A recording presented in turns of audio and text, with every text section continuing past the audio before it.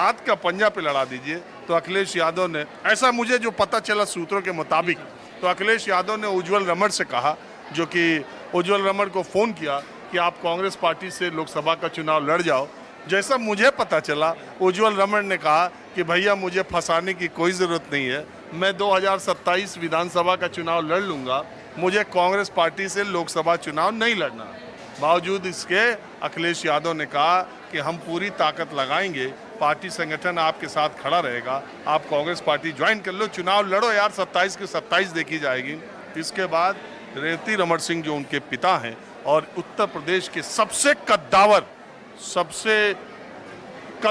सबसे शानदार, सबसे अनुभवी राजनेताओं में से एक कुंवर रेवती रमण सिंह, जिनका अपना एक इतिहास है।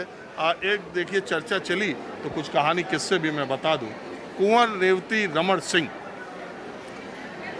सवर्ण है, बहुत लोग उनको बैकवर्ड जानते हैं और वो भूमिहार जाति से आते हैं, और जिस विधानसभा से वो 9 बार से ज़्यादा जीते हैं, उस विधानसभा में उनकी जाति के बमुश्किल 4, 8, 10 हज़ार वोट है। सच्चाई है। और मैं सही बोल रहा हूँ? बिल्कुल सच्चाई है, यही है। प्रयागराज के रहने वाले, और मैं फैक्ट गलत बोलूंगा तो एकदम मैं पूरे 100% सही है आप। अब इसके बाद की कहानी सुनिए। इलाहाबाद में यमुना पार का जो इलाका है, यानी प्रयागराज का लोकसभा सीट का यमुना पार का इलाका है, उसमें ब्राह्मण सबसे बड़े मतदाता हैं। मैंने ये भी सुना है कि भारतीय जनता पार्टी से भी शायद कोई बातचीत कुंवर साहब के परिवार की चल रही थी। मैं ये बात कहने वाला था कि हम लोगों को भी ये पता चला था कि बीजेपी के साथ कहीं न कहीं उनका एक तालमेल बैठ चुका है, और हो सकता है कि बीजेपी से सबसे सशक्त कैंडिडेट के रूप में उज्जवल रमण सिंह आ सकते हैं। ऐसा बहुत सारा न्यूज़ जो लोकल लेवल पे चला, और लोकल लेवल पे लोगों ने ऐसा कयास लगाया, जो सूत्र होते हैं। तो मैं सूत्रों के मुताबिक आपको सब कहानी बता रहा हूँ। तो हुआ ये कि रेवती रमण सिंह, जो बातचीत कुंवर साहब के परिवार से बीजेपी की हुई या नहीं हुई, बीजेपी की तरफ से ये इंडिकेशन आए कि ये जो प्रयागराज की लोकसभा सीट है, इसमें हम ब्राह्मण कैंडिडेट देंगे। रेवती रमण सिंह जो कि 3 लाख से ज़्यादा ब्राह्मण है, उनका हमेशा से ये दावा रहा है कि भारतीय जनता पार्टी का अखिल भारतीय स्तर पर सबसे बड़ा ब्राह्मण चेहरा जो रहा है, जिनका नाम मुरली मनोहर जोशी है और जो राष्ट्रीय अध्यक्ष रहे हैं, कुंवर रेवती रमण सिंह निजी बातचीत में कहते हैं कि मेरे जाति के 40-50 हज़ार वोट, ब्राह्मणों के उससे 10 गुना वोट, बावजूद इसके मैंने भारतीय जनता पार्टी के सबसे बड़े ब्राह्मण चेहरे को प्रयागराज में चुनाव हरा दिया। तो ये भी एक सच्चाई। अब और इस बार भी हरा दिया। इस बार जो हार हुआ है वो एक्चुअली सबसे बड़ा जो एक हम लोगों को लोकल लेवल पे जो जानकारी मिली, जानकारी की हम किसी पार्टी से है? नहीं सर, हम बिजनेसमैन हैं। ऐसा तो हो नहीं सकता कि प्रयागराज का आदमी कौनो न कौनो तरफ न हो। है सर, ठीक है, एक डिवोशन है और एक आस्था है, लेकिन ये मैं बताऊंगा कि क्लियरली जो इन्होंने अखिलेश यादव जी ने जो एक बात है, क्योंकि आज संडे है और बहुत हल्के फुल्के माहौल में आज मैं माहौल क्या कर रहा हूँ, तो बहुत साल इलाहाबादी बोले मुझे हो गया, तो अब मैं सोच रहा हूँ कि थोड़ा इलाहाबादी में बात किया जाए, दर्शकों को भी लगे। हमका ये न समझ में आवा कि ये बार जब मोदी का हवा इतनी रही तो कुंवर साहब कैसे जीत गए। कुंवर साहब के जीते के सबसे मेन कारण रहा कि उनके अपने 1.5 लाख वोटर उनके अपने कार्यकर्ता हैं, उनके पास अपने खुद के कार्यकर्ता हैं। इलाहाबादी में रहो। और दरअसल उनके पास स्वयं के अपने कार्यकर्ता हैं, जो उनके लिए कब परिस्थितियां कितना बदल देंगे ये खुद नहीं। और दूसरा उनका अपना एक ये है कि इस बार हमारा लास्ट चुनाव है। हमारे का ये मानने के पड़ी कि इलाहाबाद में रहत भी इलाहाबादी बोले में दिक्कत है। हमका इतना दिन छोड़े हो गया, लेकिन हमका बोले में कोनो दिक्कत नहीं ना। आप भी वहीं से? जी जी, हम भी इलाहाबाद से। जमुना पार के हम जारी बाजार के रहने वाले हैं, और वहीं पे हम देखिए दर्शकों को मैं ये हमेशा स्थानीय आदमी से मैं इक्वेशन समीकरण की बात करता हूँ, तो दर्शकों को मेरा जो कार्यक्रम है वो बहुत दूर था, तो मैं ये सिर्फ चाहता हूँ कि आप वहाँ के लोकल ने जितनी बातें मैंने कही है कोई गलत नहीं, आपने कोई बात गलत नहीं कही है। और भारतीय जनता पार्टी की हार, वहाँ की जो लड़ाई है, एनालिसिस में ये है, आपको मैं बता दूं फाइनली वहाँ भाजपा बनाम बीजेपी की लड़ाई है। वहाँ भाजपा बीजेपी से लड़ रही, बीजेपी भाजपा से लड़ रही। मैं क्लियर बताऊंगा। कारण है कि संगठन में देखिए, वही केशव मौर्य, वही नंदी, वही क्या नाम, वहाँ पे हाँ, उनमें कारण है। कुछ लोग कहते हैं हम पुराने भाजपाई हैं, कुछ कहते हैं हम नई बीजेपी वाले हैं। तो वहाँ इतनी गुटबाजी हुई, उसका खामियाजा वहाँ उस सीट पे हार को देखना पड़ा। उधर रीता बहुगुणा जोशी, नंदी, केशव मौर्य, और इसके बाद वो जो श्यामाचरण गुप्ता की फैमिली, कई लोग हैं और वही लोकल फैक्टर, प्रभावी लोग भी हैं। यार हर्ष वाजपेयी, अशोक वाजपेयी, इन लोगों का भी मामला चल रहा है। संगठन का बहुत बड़ा निष्क्रियता मैं कहूँगा। बिल्कुल। एक बात बताइए, क्या प्रयागराज में और कॉफी हाउस में और तमाम जगह ये चर्चा चल रही है कहा कि भाजपा का ग्राफ अब उत्तर प्रदेश में गिर गया, मतलब ये लोकसभा चुनाव के छोड़ के आगे भी? नहीं, ग्राफ नहीं गिरा। बीजेपी का ग्राफ ऑलरेडी है, बना हुआ है। क्या बेटा कुछ बोलना है तुमको? इधर आओ आप। अरे आओ। तो तुम इधर उधर देख रहे हो, कुछ बोलना है? नहीं, वो तो अभी हम आए थे, हमें लगा यहाँ पे सीट मिल जाएगी, सीट ही नहीं थी। बारिश बहुत हो रही है बाहर। अरे बारिश की वजह से ही हम भी चले आए। नहीं, मैं तो देख रही थी, पापा ने कहा यहाँ पे शूटिंग हो रही है, हमने कहा सीट तो मिल नहीं रही, फिर यहाँ पे देखने ही आ जाते हैं। दादू मेरे देखते हैं न्यूज़ 18, TV 9 भारत सब, तो मैं भी देख लेती हूँ फिर। न्यूज़ देखती हो? अच्छा, और क्या नाम है तुम्हारा? स्माही शर्मा। सब चैनल का नाम लिया, हमारे चैनल का नाम नहीं लिया? न्यूज़ 24 में देखती हूँ। मेरे कहने पे बोल रही है? नहीं, देखती हूँ, दादू चेंज करते रहते हैं। दादू? तुम्हारे दादू कौन सा देखते हैं? हर कोई देख लेते हैं, जिस पे भी बढ़िया न्यूज़ आ रही होती है। किस पे आती है बढ़िया? आपके चैनल पे, TV 9 भारत पे, सब पे। अच्छा, तुम क्या किस क्लास में पढ़ती हो? 6th। तुम तो बहुत छोटी हो, तो तुमको न्यूज़ में इंटरेस्ट है? थोड़ा है। जब इंडिपेंडेंस डे पे आती है न्यूज़ तब भी अच्छी लगती है, दिवाली पे भी आती है न्यूज़, न्यू ईयर पे भी न्यूज़ आती है, उस पे बड़ा मज़ा आता है मुझे देखने में। फिर कौन सा नेता अच्छा लगता है? कोई सभी। अभी तो मैं इतना इंटरेस्ट नहीं लेती, मम्मी कहती पॉलिटिकल्स में इतना भी इंटरेस्ट नहीं लेना चाहिए क्योंकि अभी आप छोटे हो। कार्टून देखती हो? कार्टून थोड़ा बहुत। खाना क्या अच्छा लगता है? मुझे दादी के हाथ का खाना और मम्मी के हाथ का खाना। तुम्हारी मम्मी दादी आई हैं यहाँ? मम्मी आई हैं, दादी नहीं आई। और दादू? दादू भी घर पर हैं, उनको आना नहीं था। कह रहे थे बारिश हो रही है इसलिए मैं नहीं आता। तो तुम्हारी दादी और दादू और दादी साथ ही रहते हैं? तुमको उनके साथ अच्छा लगता है? बहुत। चलो ठीक है। हाँ, एक चीज़ और है, मैं कहना चाहूँगा, बीजेपी का ग्राफ नहीं गिरा है, लेकिन इस चुनाव में जो सबसे बड़ा फैक्टर काम किया है, हम लोग जब मतदाता जा रहे थे वोट डालने के लिए, तो ऐसे बाहर बैठे थे तो ऐसे आने जाने में लोगों से पूछते थे क्या पोजीशन है, क्या मानसिकता है। तो जो इन्होंने 8500 का जो लुभावना सपना दिखाया, 8,000 खटाखट, उसको लेकर के महिलाओं में ये जो व्यू आया कि हमने जैसे कुछ महिलाएं जब जाने लगी, असर बहुत लोग, उन्होंने कहा कि 5 किलो गल्ला में क्यों खरीद ले बका। उन्होंने कहा कि 5 किलो गल्ला देखिए क्यों खरीद ले बका। जब चुनाव आवत है तो ये पता करे थे कहाँ से ज्यादा मिली, तो वहाँ 8,500। जो ये बात आई, दूसरी जो गांव के लोकल लोग रहे तो उनसे जब पूछा गया कि दलित बस्तियों में जो लोग थे, तो उनको ये जो संविधान का एक विषय आया, ये बड़ा मुद्दा था। हमारे यहाँ ट्रॉली चालक है, वो बराबर जब वो हमेशा से बीजेपी का अंधभक्त रहा है और कई सालों से लगातार चला रहा है। मैंने इस बार ऐसे रैंडम एक बैठे थे तो कुछ लोगों ने उसको छेड़ दिया। उसने कहा कि हमका खरीद ले हैं, हमारा संविधान बदल दें, डॉक्टर भीम साहब अम्बेडकर साहब हमारा संविधान बनाएगी, उनका बदलें। तो कुछ ऐसे लोकल और कुछ राजनीतिक ऐसे प्लेटफॉर्म पे कुछ बातें इतनी ज़्यादा रिपीट हुई, ओकर असर इतना रहा कि लोगों के जनमानस में ये जो खास तौर से पीडीए का जो इन्होंने बात किया, वो बहुत काम किया, वो तो नतीजा भी यही बता रहा है। अब चलिए कुछ और लोगों से मैं बातचीत करता हूँ।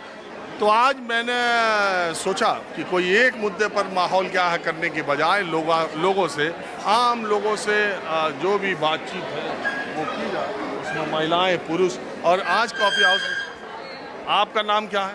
मेरा योशिता चोपड़ा। योशिता चोपड़ा, मिसेज योशिता चोपड़ा। आप कहाँ से आई? मैं वैशाली। गाजियाबाद वैशाली। तो मैं आज आम लोगों से ये पूछ रहा हूँ कि आपकी ज़िंदगी के सबसे महत्वपूर्ण मुद्दे क्या हैं जो आपकी ज़िंदगी को सबसे ज़्यादा प्रभावित करते हैं, और अगर आपको मौका मिले एक सवाल पूछने का प्रधानमंत्री मोदी से, मुख्यमंत्री योगी से, तो आप उनसे क्या कहेंगे? सर मुझे तो मेरी लाइफ सही लग रही है, मुझे मोदी जी से कोई शिकायत नहीं है, क्योंकि मुझे लगता है लोगों को, जैसे कई लोग कहते हैं महंगाई का इशू है या कुछ है, लेकिन लोगों ने ये नहीं देखा कि जब से मोदी जी आए काफ़ी मतलब हमारे हिंदुस्तान में काफ़ी प्रगति हुई है, काफ़ी चेंजेस आए हैं, मतलब डेवलपमेंट भी हुआ है। हर चीज़ के नेगेटिव और पॉजिटिव होते हैं। मुझे तो मैं मतलब मोदी जी से खुश हूँ, मुझे उनसे खुश। और योगी जी से? दोनों से। योगी जी की भी मैं समर्थक हूँ, क्योंकि उनके आने से महिलाओं की जो सुरक्षा का मुद्दा है वो उन्होंने स्ट्रॉन्ग किया है ना, तो सही है मेरे हिसाब से, दोनों सही हैं। चलिए ठीक है। हाँ सर, नमस्कार। क्या नाम है आपका? सुशील महेंद्रू। अरे इस टाइटल का मैं जो है आपको, मैंने दूसरा टाइटल का नाम आपका सुशील महेंद्रू सुना, इसके पहले मैंने अभी सही बात है, सही बात है। इसके पहले बस मैं महेंद्रू टाइटल के अंजू महेंद्रू को जानता था, जो राजेश खन्ना के साथ जिनका। राइट राइट राइट, बिल्कुल ठीक कह रहे हो आप, बिल्कुल ठीक कह रहे हो आप। ठीक है ना? हाँ बिल्कुल ठीक कह रहे हो।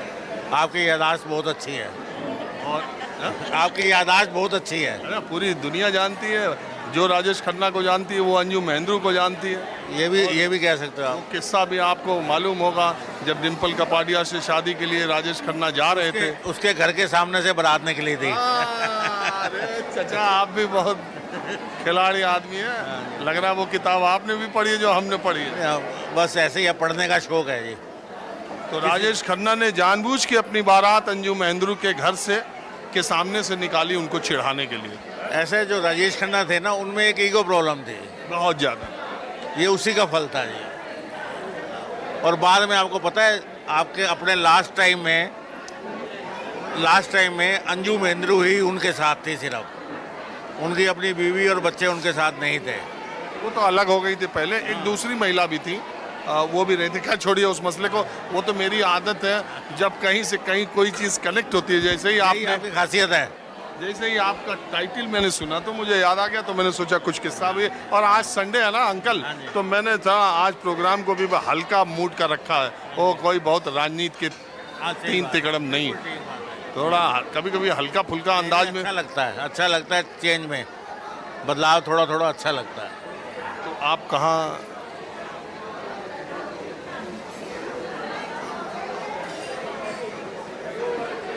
जो पहला मैंने शुरुआत किया था, लग रहा है मामला सेटल हो गया। देखिए ये दूल्हा दुल्हन सेट हो गया फाइनल। देखिए जितने देर में माहौल क्या शुरू हुआ, उतने देर में एक शादी तय हो गई, तो बड़ा अच्छा मामला है। यही टेबल से ही मैंने शुरू किया था आज, तो अभी ये कह रहे थे बातचीत चल रही। इस काम को शुरू करते हो, पूरा करते हो, वो भी पूरा हो गया। ये अच्छी बात है, बच्चों की शादी हो, खूब खुश रहें, दाम्पत्य जीवन अच्छा रहे। जैसे आप उन्हें नहीं जानते, मैं उन्हें नहीं जानता, पर अगर रिश्ता हो गया तो अच्छा लगता है। हाँ, सबका और सबका परिवार अच्छा चले, सबकी जिंदगी सुख शांति रहे, परिवार में, देश में, समाज में सुख शांति रहे, इससे ज़्यादा और क्या चाहिए। तो अंकल आप कहाँ काम धाम करते थे? मैं MCD से रिटायर हुआ हूँ जी। कब? 2020 में। अच्छा, बीजेपी के रहते रहते ही रिटायर हो गए? हाँ जी। आम आदमी पार्टी के आने से पहले? नहीं, मैं खुद स्वयं सेवक हूँ, RSS का बिलोंग करता हूँ और बड़ी श्रद्धा है मेरी RSS। लेकिन लोग कहते हैं कि आम आदमी, अरे बीजेपी ने MCD को बड़ा बर्बाद कर रखा था, सैलरी वैलरी बड़ा लेट होती थी, ये आम आदमी के आने से कुछ फर्क पड़ा? ऐसा है जी, मैंने 32-34 साल सर्विस की है MCD में, मेरे को तो आज तक सैलरी लेट कभी मिली नहीं। क्या ये इन्होंने कुछ सुधार किया आम आदमी पार्टी वालों ने, गड़बड़ हो गया? कुछ भी नहीं किया जी मेरे हिसाब से। मेरे जो कलीग हैं, अब भी रिटायर नहीं हुए, वो बल्कि कहते हैं जी पहले अच्छा था। अब देखो, अब दिल्ली में बारिशों में क्या हाल हो रखा है दिल्ली में, अब बारिशों में इन्होंने नालों की सफाई नहीं करी। आप बाहर जाके आप भी इंटरव्यू लेते होगे लोगों के, जगह जगह देखते होगे क्या हालत है दिल्ली की। और दिल्ली को ये झीलों का शहर बनाने चले थे, सचमुच झीलों का शहर बन गया। आप भी तो पक्के स्वयं सेवक हो। हाँ, नहीं स्वयं से एक चीज़ में खड़े तो है ना, ये लोग तो खड़े ही नहीं होते एक चीज़ में। स्वयं सेवक का यमुना साफ करने के लिए 10 साल हो गए इनको। हर बार कहते थे अगली बार मैं आपके साथ डुबकी लगाऊंगा, सीएम साहब कहते थे। मोदी जी के भी तो आए, उन माँ गंगा ने बुलाया था उनको, कितनी गंगा साफ हो गई। देखो आप बिल्कुल ठीक कह रहे हो, कितनी गंगा साफ हो गई, इसमें हम लोगों का ज़्यादा कसूर है। अब मोदी जी की बात आई तो आप अपने पर कसूर ले रहे हैं, और केजरीवाल की बात देख रही है आंटी, सही कह रहे हैं कि नहीं? हाँ? नहीं, ये बीजेपी के हैं तो बीजेपी को ही सपोर्ट करेंगे। तो गलत, अब वो जब मैंने बात कहा, पॉइंट आपका ठीक है, पॉइंट आपका ठीक है, ठीक बोला ना? बिल्कुल सही बोला, बिल्कुल सही। नहीं गंगा कुछ देखो, गंगा साफ नहीं होती तो प्रियंका गांधी आचमन कैसे करती? अगर गंगा साफ नहीं होती तो प्रियंका गांधी हाथ में जल लेके कैसे पीती? अरे ये बात कर रहे हैं यमुना साफ है नहीं साफ है, जिसको जो छठ में रहता है उसमें पूजा करता ही ना, झाग भी रहता है तभी पूजा करता। आस्था के सामने ये गंदगी है, सफाई ये को सब चीजें थोड़ी छोटी बढ़ जाती हैं, पर कुछ तो साफ हुआ है जी, ये नहीं कह सकते। अब वाराणसी की बात करो, बनारस की, आप वहाँ जाके देखो जो पहले घाट थे, क्या फर्क नहीं है उनमें जी? घाट में तो फर्क है। फर्क है ना जी, मैं कह रहा हूँ 10 पैसे फर्क है, चाहे चलो कुछ तो फर्क है ना जी। दिल्ली में क्या फर्क नजर आया आपको, बताओ मेरे को। मैं फ्री बिजली पानी बस फ्री, उसके बारे में मैं बताता हूँ आपको। यूनिट में जीरो आता है, यूनिट में जीरो आता है, बाकी चार्जेस उन्होंने बढ़ा दिए। पिछले कान इधर से पकड़ो या इधर से पकड़ो, उन्होंने पैसे तो बढ़ा ही दिए हैं जी। चलिए ठीक है। और अब मैंने जहाँ से शुरुआत किया था, और आज मैंने आपको कहा कि हल्के फुल्के माहौल में जहाँ से मैंने शुरू किया था, शादी की बातचीत वहाँ हो रही थी, अब मैं इस परिवार को दिखाता हूँ। अब हो गया फाइनल? हाँ फाइनल हो गया बाबूजी, फाइनल हो गया। तो आप कौन है? बड़ी भाभी हूँ, लड़के की बड़ी भाभी। अरे आप तो ऐसे तैयार हो के आई, मुझे लगा आप ही लड़की हैं। नहीं, मेरे देवर हैं। हाँ जी, चलिए आप लोगों को बहुत बधाई। थैंक यू जी। देखिए यहाँ एक बेटा और बिटिया की शादी तय हो गई, दोनों शर्म के मारे कैमरे में ना आ जाए तो मुंह नीचे किए हुए हैं। बहरहाल आपके पूरे परिवार को बहुत बहुत शुभकामनाएं। और माहौल क्या है, मैं आज बस इतना ही। मैं आगे भी कोशिश करूंगा कि जिन दिनों राजनीतिक खबरें ना हो और छुट्टी के दिन हो, उस दिन आप लोगों से मैं रूबरू हूँ। माहौल क्या है, मैं बस आज इतना ही। अगले एपिसोड में राजनीतिक खबरों पर बात होगी। कैमरामैन जहांगीर के साथ राजीव रंजन, न्यूज़ 24 दिल्ली।